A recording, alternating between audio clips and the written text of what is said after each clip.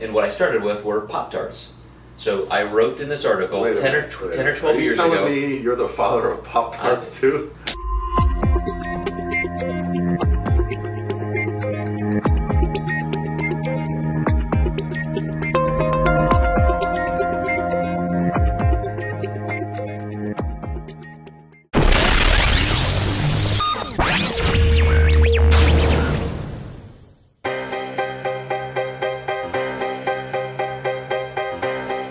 Hey guys, what's going on? This is Paul from ProPhysique.com, and I just wanted to do a little bit of an introduction for this video you're about to see. The gentleman sitting on the couch with me is Dr. Joe Klemczewski, who is, by all intents and purposes, the creator of flexible dieting, the creator of evidence-based approach to contest prep and peaking. As you'll learn in the interview, he most likely is the person who created the Pop-Tart craze that's associated with flexible dieting.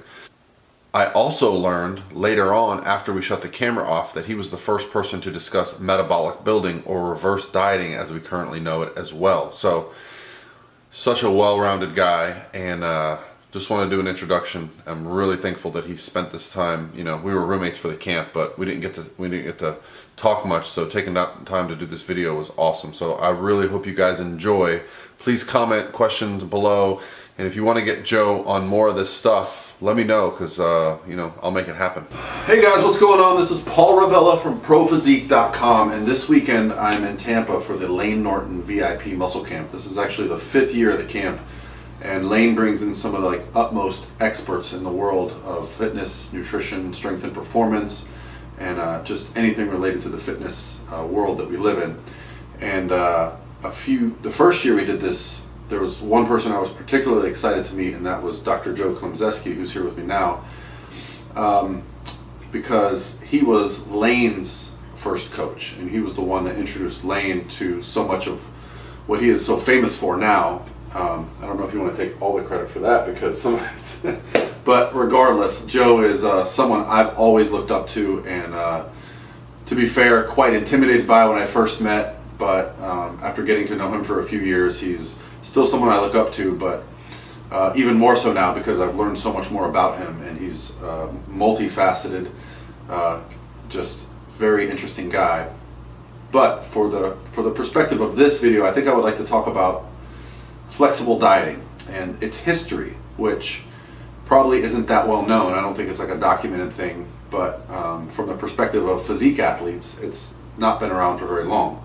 But first, I'd like to let Joe introduce himself, maybe explain a little bit of his background for anyone that's not real familiar with you. So why don't we start with that? All right, man. Well, hey guys, thanks for tuning in, and it's always a pleasure to be with Paul as well. Somebody who's really come up in the sport and is really focused on just doing the best for your own athlete. So I look up to you as well for that. My background, I grew up, I'll start really early. I grew up as a kind of an unathletic, chubby little kid in a family that didn't care much about health and nutrition or anything related to health. So by the time I was kind of hitting puberty and getting fat, we kind of an overweight family as well. I had decided at some point, like 12 years old, that I wanted to play sports. Got involved in baseball, and I had an old coach, like one of these old school 70-year-old guys who just said, "Lift weights, you gotta lift weights to get stronger." Good. So I ended up doing that, and I responded well. I lost weight. I was pretty happy about that. As I continued to play baseball through high school, still training, I developed a physique that was, kind of genetically okay, better than most of my peers. So ended up getting into bodybuilding. And by the time I was 20, well, first of all, I started training pretty aggressively, like haven't missed a week unintentionally since at about 12 years old. Yeah. So buying all the magazines, doing all that thing.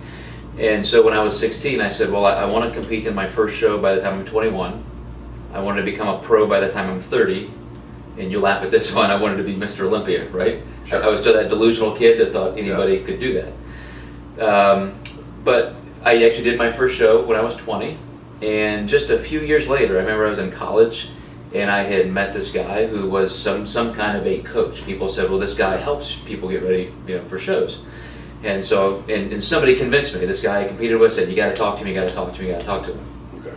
That was in Evansville, Indiana. I was from northern Indiana, but this guy laid out a plan for me, and he said, "This is what I want you to do." He measured things in units of protein, and servings of carbs. And basically, it was just a Xerox copy of Chris Aceto's work from Flex Magazine. Okay. So this goes back more than 20 years, probably almost 25 years ago.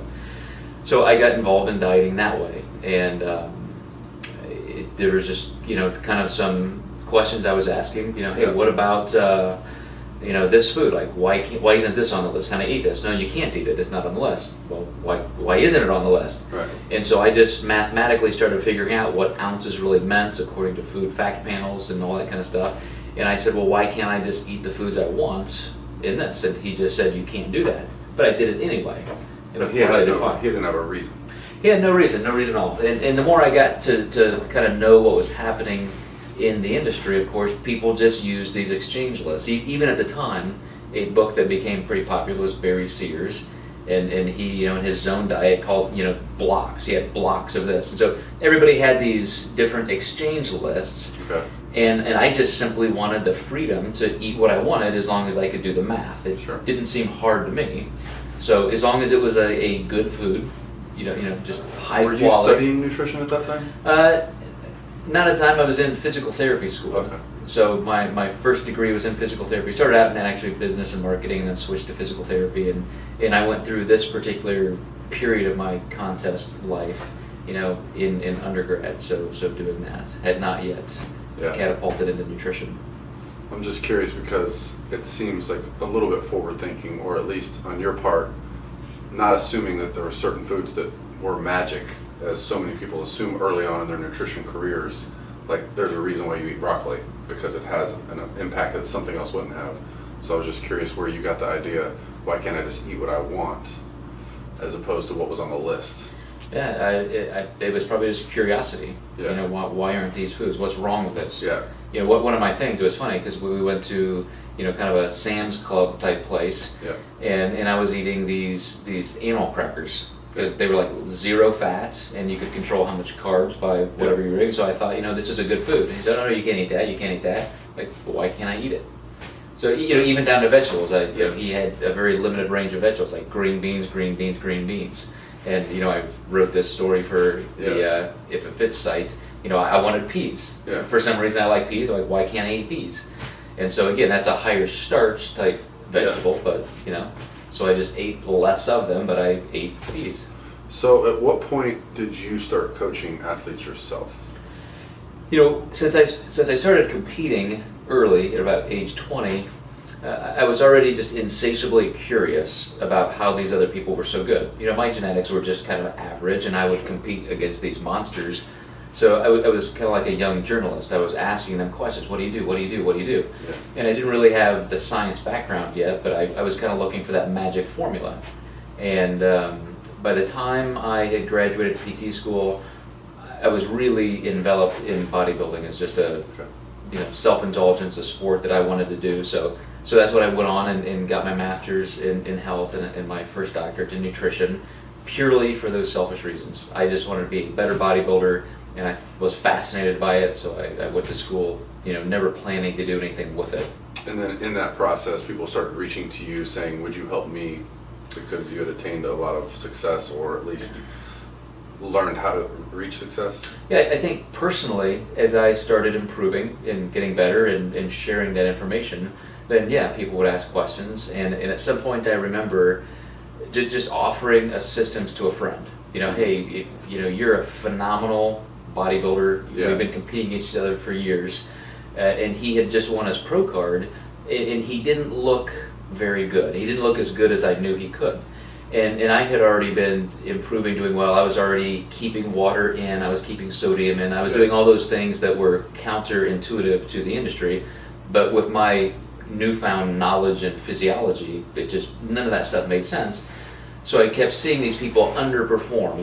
As everybody says, I always look better the day after the show. Why did I look so horrible the day of the show? And I said, well, I can fix that. I can help. Yeah. So I started just helping some people, and then at one point I decided, actually there's a funny story to this, but to do it as a career, trying to monetize it. It was purely because I was writing for a magazine already, and we were trading ad space for my editorial articles. Okay. And at one point, the business I was using to advertise for, we just decided to shut it down. So I had nothing to advertise. Okay, so you had no advertisement for that month. So on a particular Friday, the editor emailed and said, "Hey Joe, I need your ad for Monday." And it just dawned on me I had nothing to advertise. And so over the weekend, I thought, well, I wonder if people would pay for contest prep. Okay. So I put this little 3rd-page ad. This is almost 20 years ago. Is this like a natural bodybuilding magazine? Natural Bodybuilding and Fitness. Okay. I put a little 3rd-page ad that said contest peaking specialist and had my picture, my name, phone number, Yeah. and that started it all. And it said Dr. K? I think it was Dr. Joe, which is about Dr. Joe, okay. people, an advertising agency who did that at one point. And So the initial plans when you were creating for people, were the diets set up in such a way that they had the flexibility to choose macros, or did you provide a meal plan and explain how they could exchange things? at that point, I would create a macronutrient profile, Okay. just like I was taught with units or exchange lists or blocks and this and that. And so I said, well, it makes more sense to speak a common language. The first thing you learn in science is you have to define things. You have to Right. speak the same language. So I said, these are nutrition fact panels. This is way more precise. So we don't have to convert something to an exchange list and then deconvert it back to something that makes sense. Right. So I just said, let's all talk the same language. Let's just talk protein, carbs, and fats in grams. To my knowledge, that's the first time that was ever done. I mean, even something like Weight Watchers. I mean, flexible dieting existed in the form of places like that, like point systems. Yeah. But you could eat what you wanted. Right. Yeah. To my knowledge, But it they was, didn't do anything as far as I'm aware with ratios of the macronutrients. Absolutely not. It's just purely caloric absolutely. intake. Yeah. So from a body composition standpoint, I think macros are obviously superior to calories. I think so. Yeah. So- They're more specific. So not only did you kind of usher in macronutrient as a way of dieting, you also ushered in the peaking protocols where we stopped diuretics, stopped cutting sodium, water, carb depleting and carb slamming without ingesting water and sodium, which is just silly that we know that now. So you must have got a lot of looks from bodybuilders like you were insane. Yeah, I mean, I started writing this stuff in 1998. That's the first time Steve Downs asked me to write for Natural Bodybuilding Fitness. So that's 18 years ago. Yeah. And of course, nobody was doing that at this time. I mean, no, it was the first time in the history of the sport somebody said, let's keep water in, let's not, carb deplete and carb load and sodium deplete and, sodium load and all that. And yeah, I mean, people thought that was incredibly bizarre, but they started trying it. And obviously getting Something results. I've always thought though is that if you take someone who's not quite stage lean and you do some of this manipulations, they will look better for a short period of time. So do you find that to be true? Like if you take someone who's maybe, what we would consider like 6 or 8 weeks out from a show and do some of these crazy manipulations where you pull things out, there might be an hour window where things are moving in a certain direction that they look a little leaner than they actually are. Sure. Do you think maybe this was a way for coaches to kind of take someone that shouldn't be on stage and kind of get them a little better? I really think it was just, it goes back to why people believe what they believe about anything. Right. And it's just association. It's, if it thunders outside and we don't know anything, we think the gods are angry or something. That's Zeus throwing a lightning bolt. Right. Yeah. So you think when I look watery, like if you are a certain body composition and then you overeat, you look watery, right? Like all of a sudden everything is jiggly and moving around, and so people think that's water. And of course some of it is, because with interstitial fluid spilling over it is, but it's also a little bit of triglyceride, a little bit of body fat. So we start associating that that's actually water. So if we get rid of water, I'll look tighter. Okay. And you can see that even 20 years ago when I was asking these competitors as I was getting into it, oh, he's just holding a little water. He's just got a little water on his back. No, that's actually fat. He just wasn't lean enough. It's still a common feedback you get from a judge would be, you're just holding a little water. Yeah. Just come in drier. And I've actually had clients do shows and fill out and be so hard that the judges will tell them that they needed more water. Mm-hmm. They were too hard. So, and ironically, I think the dry look is actually a fully carved up, fully hydrated athlete who hasn't spilled. Yeah, There's absolutely. nothing in the interstitial layer. The muscles are full. And to your point, can you look better for a short window? Absolutely. I mean, homeostatically, you're making your body react. And the problem is you're always going to have some trailing effect where you overreact in your Right. body. So you're going to be swinging one way or the other. Right. So the best type of peaking protocol is to control as many variables as you can, heading all in one direction where you can Right. predictably land at a certain place. Because, again, another thing that cracks me up all the time is somebody who says, well, I missed my peak by 10 minutes. I looked way better 10 minutes before, or damn those expediters, they ran the class late and Yeah. I missed my peak. No, you should look pretty similar, pretty good for hours at a stretch. Yeah. As you're eating food, eating meals, I mean, your body does respond a little bit, but it's not like magically you look perfect in one point in time. Right. So at what point, because you stayed in the coaching industry, I mean, even to today you coach still, but you were pretty involved up until a few years ago. At what point did you notice that flexible dieting became less about eating a good solid whole food diet and hitting your goals to let's get away with as much crap as we can and say we're getting good results from it? Probably about 10 years ago, and again, these are all in articles I've written. I could find out the exact dates. But when I was getting ready for contests, most of this is through research. I'm reading biochemistry textbooks from school and so forth, and I knew fasted cardio, this goes back at least 10 years ago, was just inferior because you need more of a metabolic boost. A small amount of calories you can consume pre-workout is only going to make you more thermogenic. Right. Your heart rate gets up faster and so forth. So I started, even though I was still doing cardio in the morning, I would wake up and have maybe a graham cracker or something like that. Right.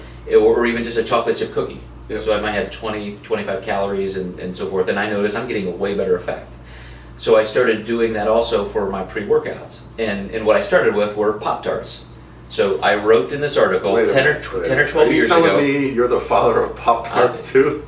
Embarrassingly, yes. That's wow. That you hear that, Alberto Nunez? It wasn't you. That came from an article I wrote, maybe a dozen years ago, where I said, for example, as I'm trying to explain Sure. why some bad food might be actually good for you contextually. Sure. That I said I feel like one Pop-Tart is like the perfect pre-workout meal. It's like 35 sugar, 4 fat, right? So it's digest easily. Yeah. Exactly. Yeah. So I did that, and I wrote this article, and all of a sudden everybody's carrying boxes of Pop-Tarts to the gym. And then I moved on to like Reese peanut butter cups. I think these are way better. So now everybody's eating Reese peanut butter cups. And these are all just coming from that one little magazine I was writing for. But obviously information. Well, at that time, because I can attest to my early beginnings in the fitness world were based on those magazines, and anything that the Weeders published or had Arnold on the cover, I definitely read. And for better or worse, I will say that I can say I tried it all. So I have no regrets about the mistakes I made because it made me who I am now. I think the generation now has so much more access to information, and it's just phenomenal the speed at which you can improve.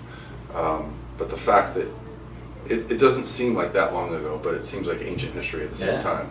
Yeah. The fact that Been a full generation. All right, so we have here Dr. Joe, who has done some amazing things. Why don't you tell us what you're doing now? Because Joe's presentation this year was a little different. In the past, he's done presentations on peaking, contest peaking, and showed pictures of his clients, before and after peaking properly, and it was always amazing. But this year, he did a 180 and did a presentation on entrepreneurship, which I got to be honest, it perked me up in my seat because I've seen your presentation on peaking, and although it's awesome, I have a photographic memory. I remember every slide.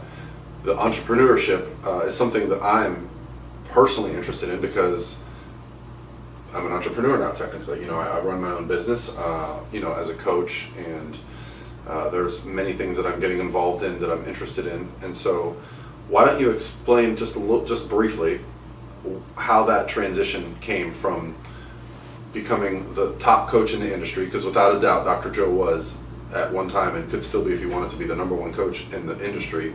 To what gave you that transition to go to the more, I want to call it general population or exactly 20 years ago I was working in physical therapy, And the first wave of managed care was kind of hitting the medical community.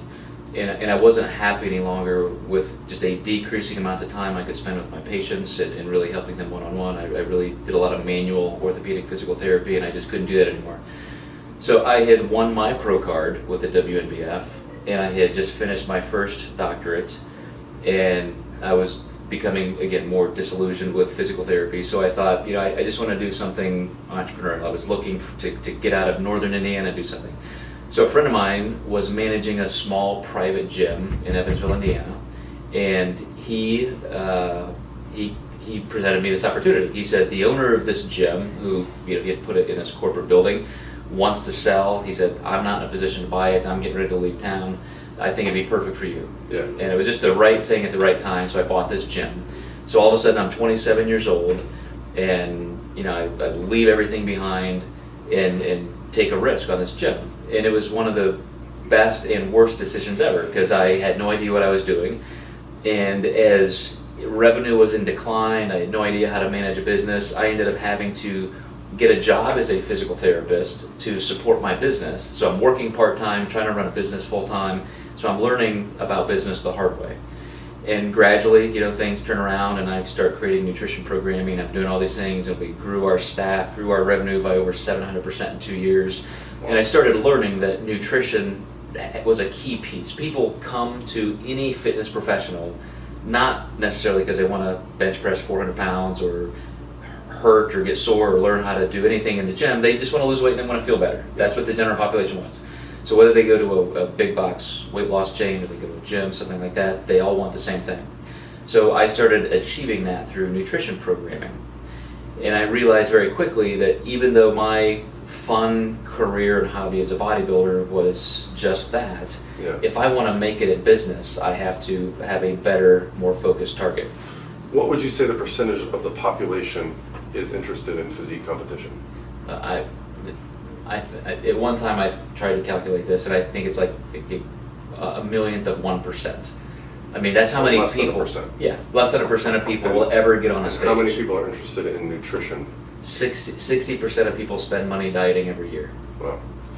Well, guys, I think I'm going to end it there because we're getting knocks on the door. It's a hotel late at night, and Dr. Joe's been so kind with his time. But thank you so much. Hey, man. Appreciate it. We'll do it again next year. So hope you guys enjoyed. If you have any questions or comments below, I'll try to get Dr. Joe on the comment section. Yeah, let's do it.